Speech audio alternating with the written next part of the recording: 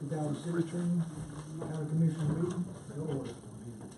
Richard Smith of Sabbath Creek Baptist Church will do the invocation, and Greg Martin will lead us in the pledge of allegiance. Please stand.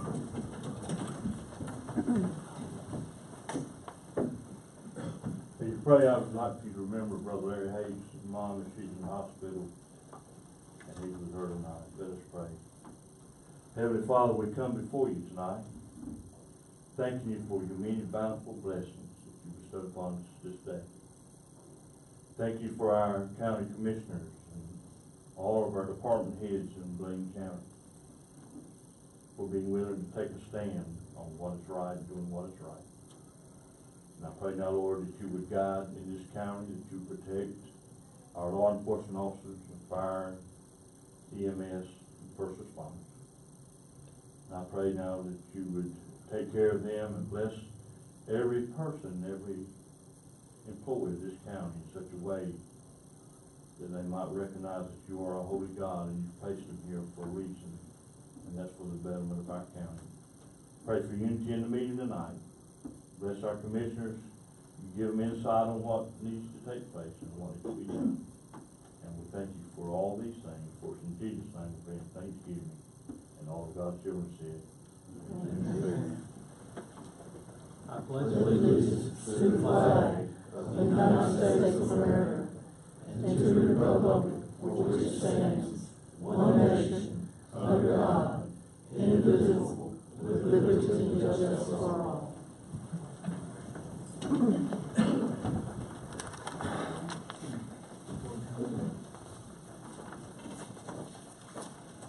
First of all, before we get on the agenda, Mr. Smith, we'd like to thank you for doing the invocation for us tonight. And Mr. Hayes could not come, we thank you very much. Motion to approve. Motion approved. Consent items, is second? Second. All in favor, aye. Opposed, no. Right. Motion carries. Matters of interest to committee. Anybody have some stuff to say about our meetings? Anybody at all? I've got one. Go ahead, Mr. Cardell. Is I would like to. I seen something that I observed in I think Bladen online, and as a commissioner, and I would like to ask the commissioner that we ask the director, or the manager, Mr. Martin, to extend that same invitation to all candidates if they want to come out to the facilities here on the county, to the county facility. That's well and good, Mr. Cogdell, but that was the Board of Education. That's Dr. Taylor and the Board of Education's decision that before they go, if you're talking about Ashley Trivett. No, I'm talking about, we like the church, the tour, whatever facilities we got, somebody want to tour, let them come in and do it. That was just my comment. If you're getting ready to get into the business, you need to know what's going on with it. Things should be extended to any candidate who want to come and take a tour. I think it's open door policy. That's what I'm saying, I want to make sure. You want us to check, Mr. Martin, check on that? I'll be glad to talk What about it. your point you made, I don't understand what you're saying, Carl. I read in the paper where Ms. Trivett went out and she toured the facilities. At the Board of You Education? know, she toured the county facility out to the industrial park. And Mr. Houston gave her a tour of it, and I said, I'd like for us to extend that open door policy to all officials who are running for county office on board, any elected official, anybody running for a public office, that same sentiment be given to them. I didn't know whether it was something that was approved, cause I didn't know we were doing that, so I'm saying if we're gonna do it, I'd like to let it be consistent, where everybody has. That should be done by the county manager. Or either county, that's what I'm saying, that's what I'm saying. Yeah, I've learned about it through the media just like you did. That's what I'm saying with the manager, that's what I'm saying, cause he didn't know anything about it, and it happened, I'm just saying this so we'll be familiar with what goes on county facility. And Mr. Martin looking to extend that invitation to everybody. I don't know if he needs. I don't know if you need to extend the invitation. I think it's an open policy. If anyone wants to tour, they need to contact the appropriate people and tour. I don't know that we need to extend the invitation to anybody. Who do we need to contact? It's open door policy, Mr. Cogdell, To who? to whoever wants to come. Anybody That can should be come. done by the county manager. But why the Why town- would we want to invite somebody to do that? If they wanna come, they'll let you know, or let the manager know. That ain't what I'm saying. That should be the decision of the county, we need to talk about that. Maybe we need to talk about closed session. I'm saying that should be. That's not a closed No, session. that's not. But what I'm saying, if it's gonna be the county manager, he's running the facility. These department heads got no business behaving like that, that should be the decision of the county manager. That's what I'm saying, how can you, they working, they on their time, and they gonna take off and do that, so let Mr. Martin call it there. He's the county manager. That's the only thing I'm asking, if he's the county manager, let him call it. Mr. Martin, you check I'll be into it. back, I'll be back That'd on the great. department as well. Mr. Martin, go check into it for us. Individuals, delegations wishing to express anything to the commission at this time. Anybody want to express any thoughts or feelings to us? If not, Sandra Guyton here and Steve Melton. Keep us Bladen beautiful. Beautiful. First off, I want to recognize Mr. Steve Melson is our advisor for Keep Bladen Beautiful, and Miss Erin Smith is another committee member for Keep Bladen Beautiful. They're with us this evening. I want to thank you for this opportunity to give an update on the activities of the Keep Bladen Beautiful Committee. Our committee, though it's very small, we've been very busy. Most recently, we participated in the Dublin Peanut Festival on Saturday. You may have seen the Keep Bladen Beautiful sign, as well as our walk-in trash can, Mr. Les Litter. And they're out encouraging people to help us by not littering our communities and our roadsides. We've also been very successful this summer in receiving 3 grants for $500 each from Duke Energy and North Carolina Beautiful, and Keep North Carolina Beautiful. There were 3 different focus areas for the grants. The first one was a community beautification and greening grant. $500 was awarded to purchase plants to beautify the entrance signs to the Browns Creek Bike Park and the Browns Landing Lock and Dam number 2, located on East Broad Street. Another focus area was recycling and waste reduction. We received $500 to raise awareness about recycling and waste reduction by sponsoring an essay contest for 6th grade students this coming spring. We did a similar contest a few months back, and we had great participation. We hope to have similar or even better outcomes this time. The $500 will be used for prizes for the first, second, and third place winners. Another category that we received a grant for was for litter prevention and roadside cleanup. Many of you may be familiar with Les Litter, who is the mascot for Keep Bladen Beautiful. He has been around the county for many years and is well recognized in our county.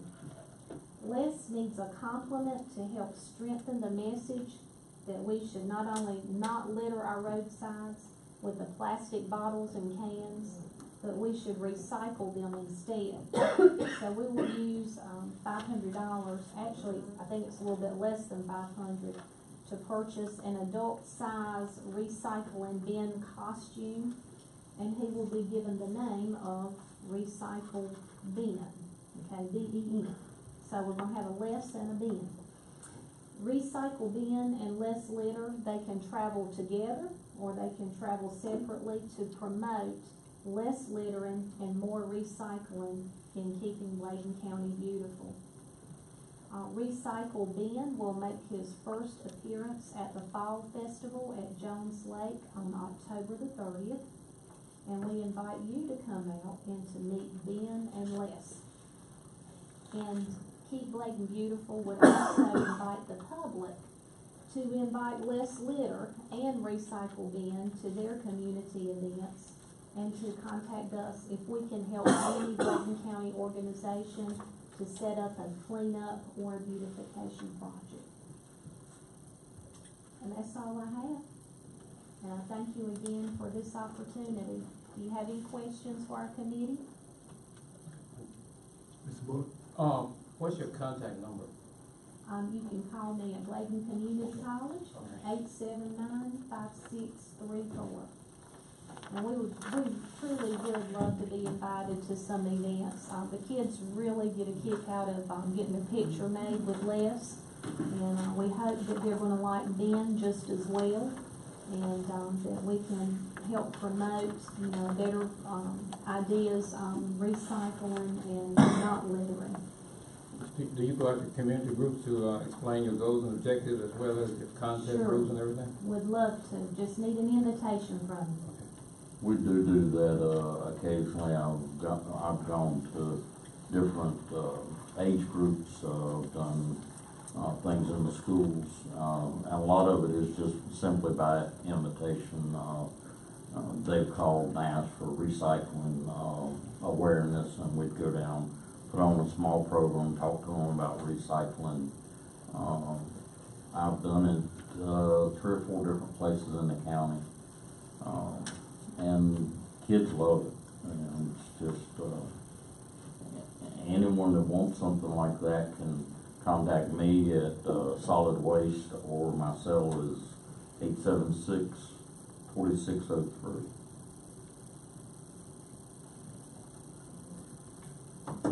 Any feedback? Thank you very much. Thank you. Thank you all. Thank you. Do we have any other items from the commissioners who'd like to speak about anything? Everybody? Okay, at this time, Ms. Lisa Coleman will come forward, give us an update on the dashboard ending August 31st, 2016. Thank you very much. First, I want to apologize. I've got a scratchy throat, so in case I sound different tonight, it'll be a little crazy. I want to go over the dashboard for the 2 months ending August. First thing I'd like to let you know is that we have been monitoring the sales tax money, and Article 39, which is the local option sales tax for Bladen County, only had an increase of about 1%, where Article 40 had a 4.5% increase, and that's based on statewide sales. So I just want to let y'all know that our sales tax locally is not growing as fast as the statewide sales tax is growing. But it did increase, so that's a positive thing. On the revenues, you'll notice that we received 28.86% of our budget.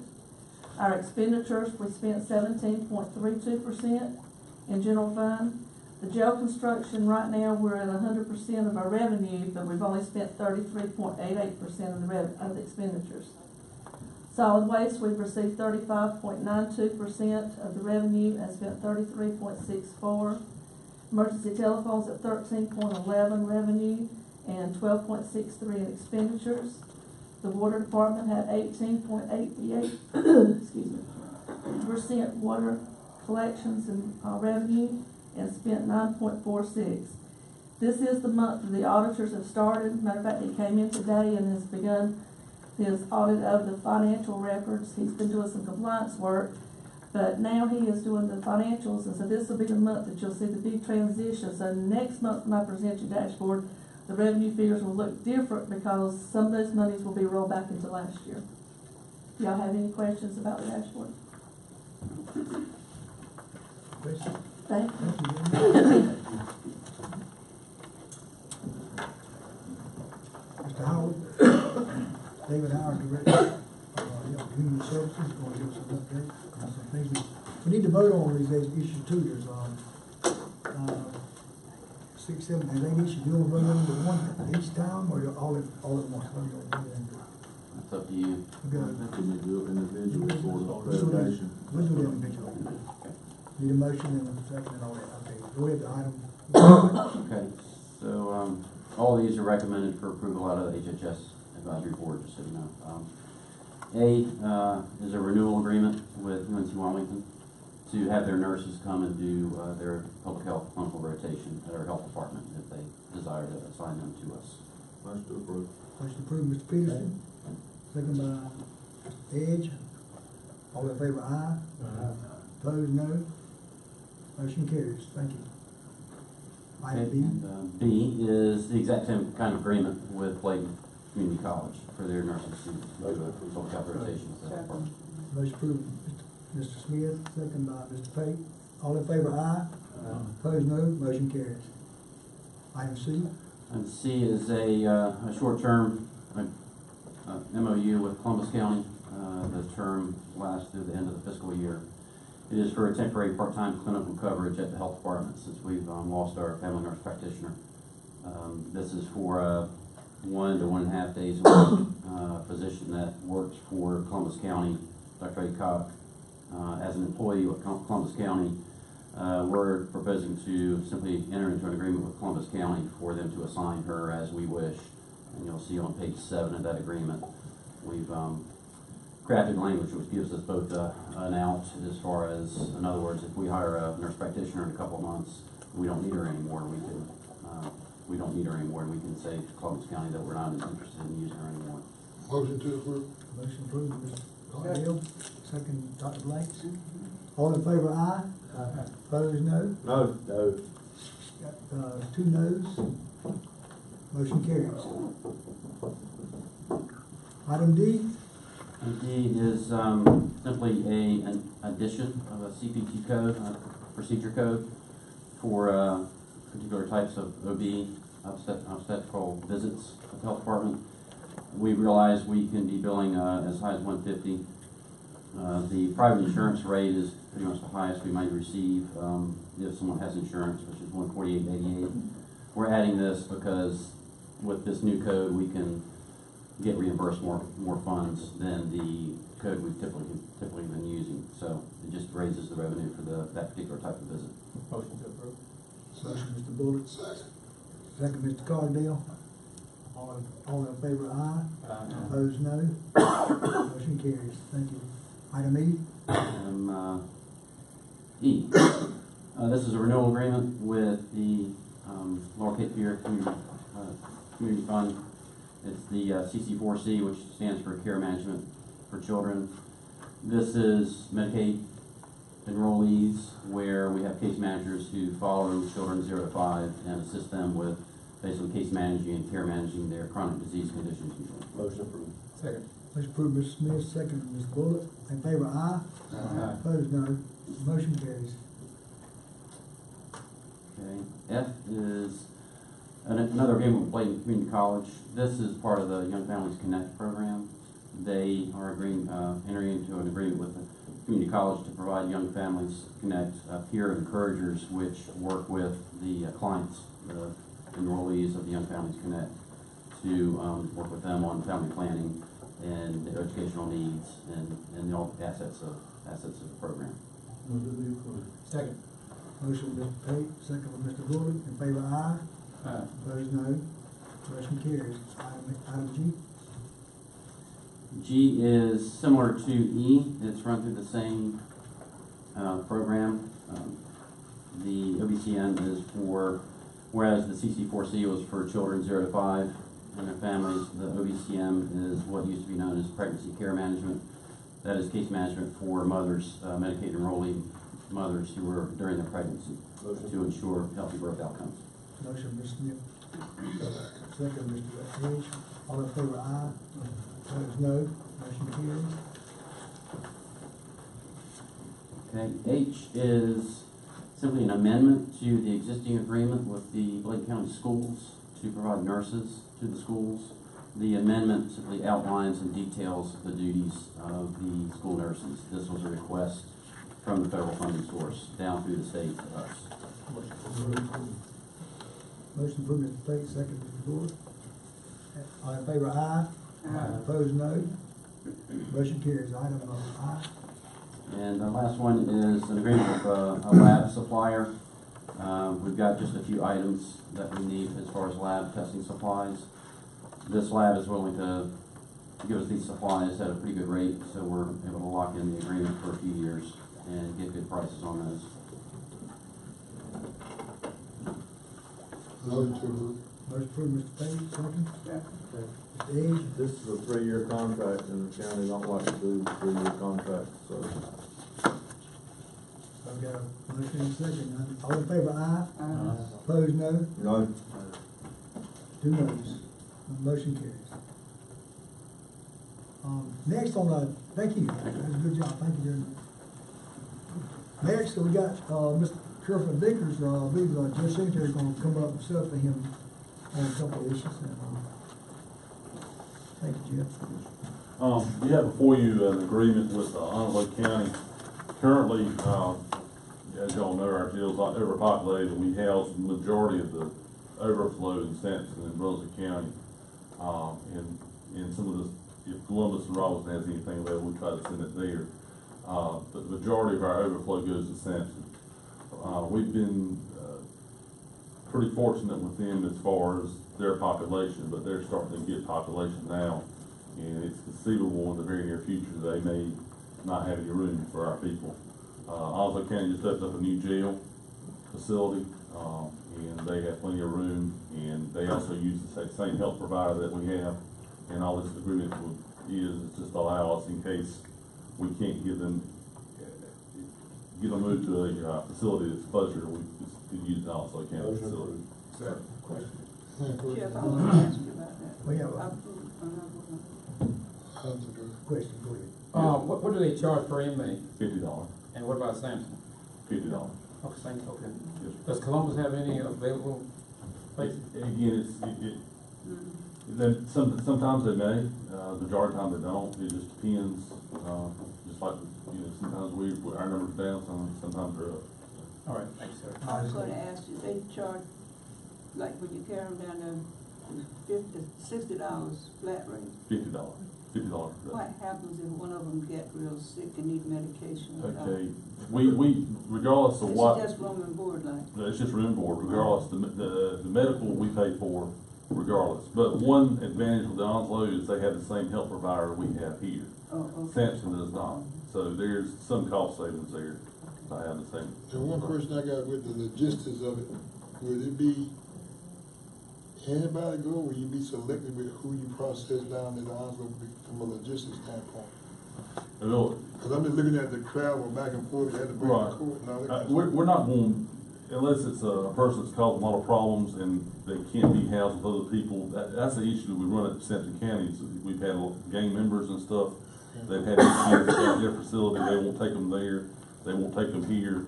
Also would give us another option there. But it's not, I don't foresee us sending a whole bunch of people there, but it's an option that we have in case everything else is filled up. Cumberland won't help us out. Again, they run into the same issue. They gotta have enough room for their people. And we have sent people to Cumberland before, but again, you got a brand new facility in Onslow County and it's nowhere close to being full. Just another option where you might have to place bridge, or you might not never carry. Right, we may never carry the first person there. It's just an option, just in case. Okay, pleasure of the board on this. Already got a motion. Who made a motion? Ms. Smith made the motion, had a second? Somebody else. Mr. Dallas seconded, all in favor, aye? Opposed, no? Motion carried. Thank you. We have advisory board members. Need a voluntary agricultural Motion to district. reappoint. Second. Motion to appoint Mr. Peterson, second by Mr. Edge, all in favor, aye? Opposed, no? Motion carries. Watershed Review Board, two needed. Reappoint those. Reappoint. Move to reappoint the watershed. Second. Dr. Blanks made the motion and Mr. Caudill second. All in favor, aye? Opposed, no. That motion carries. Now, calendar update by Mr. Greg Martin. Thank you, Mr. Chairman. I'd like to briefly review the calendar with you for the, basically the month of October. And on Saturday, the 1st at 10 a.m., there's an auction fundraiser for the Southeastern Crossroads facility, and that will be at 10 a.m. at White Lake, across from the Scotchman. Also at 10 a.m. that morning is the Oktoberfest parade in Elizabethtown. I think you all have invitations to that. On Monday the 3rd at 8 a.m. there's a prayer service here. That evening at 6:30 p.m. the board meets. On Wednesday, the 5th, and also on Thursday, the 6th, the Ag 'em Up days will be held at the Bladen County Park, and that's for third graders in the Bladen County school system. On Saturday, the 8th, from 4 until 7 p.m., there is a barbecue plate fundraiser. And again, the proceeds are to benefit the Southeastern Greg. Carolina Crossroads. Yes, sir. Also on the 8th, they're having a fundraiser somewhere in this town for barbecue and bike The ride. National Guard Armory At for, National Guard Armory for that 8-month-old baby that's got leukemia. Okay, thank you for letting us know. I don't want to leave them out.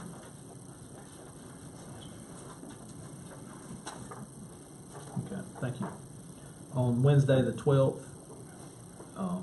and also Thursday, the 13th, is the rain dates for the Ag 'em Up days. Thursday, that evening at 6 p.m., the Bladen Community College Foundation will have its annual Seafood and Sunset event at Camp Clearwater. That evening at 7 p.m., the Bladen Fire Association will meet at the Bladenboro Fire Department. On Saturday, the 15th, at 9 a.m., the United Way's 5K Crazy Color Run and Walk will be held out at the Industrial Park. The board meets on Monday, the 17th, at 6:30 p.m. On Thursday, the 20th, at 6 p.m., the Lumber River Council of Governments annual meeting will be held in Lumberton. On Friday, the 28th, from 6 until 10, Bladenboro's Beast Fest events begin and also continue on Saturday, the 29th. Also, it was mentioned that there will be a fall festival at Jones Lake on the 30th. I think it is, so I'll let you know about that as well. If there are no other questions related to the calendar, moving on to item B.